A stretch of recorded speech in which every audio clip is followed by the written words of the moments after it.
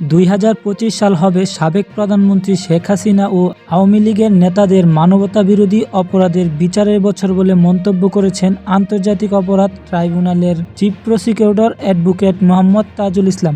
আজ বুধবার নতুন বছরের শুভেচ্ছা বিনিময় শেষে তিনি এ মন্তব্য করেন। তাজুল ইসলাম বলেন, নতুন বছরের বিগত 16 বছরের অপকর্মের বিচারের কাজ চলবে। প্রধান বিচারপতির সম্মতির পর সংস্কার সম্পন্ন হওয়া মূল ভবনে বিচার কাজ শুরু হবে। বিগত আওয়ামী লীগ সরকার যত অপরাধ করেছে তার সব বিচার প্রক্রিয়া এগিয়ে নেওয়া হচ্ছে। চিফ প্রসিকিউটর আরও বলেন, জুলাই আগস্টে সংঘটিত মানবতাবিরোধী অপরাধের তদন্ত চলছে। সাবেক প্রধানমন্ত্রী শেখ হাসিনাকে ফিরিয়ে আনা রাষ্ট্রীয় সিদ্ধান্ত, তবে ট্রাইব্যুনাল তার বিচার কাজ এগিয়ে নিয়ে যাবে। এ সময় প্রসিকিউটর বি.এম. সুলতান মাহমুদ, আবদুল্লাহ আল নুমান প্রমুখ উপস্থিত ছিলেন। ট্রাইব্যুনালের এই মন্তব্য সম্পর্কে আপনাদের মতামতগুলো আমাদেরকে কমেন্টে জানিয়ে যাবেন। নিত্য নতুন সকল আপডেট সবার আগে পাওয়ার জন্য আমাদের চ্যানেলটি সাবস্ক্রাইব করে আমাদের সঙ্গেই থাকুন। ধন্যবাদ সকলকে।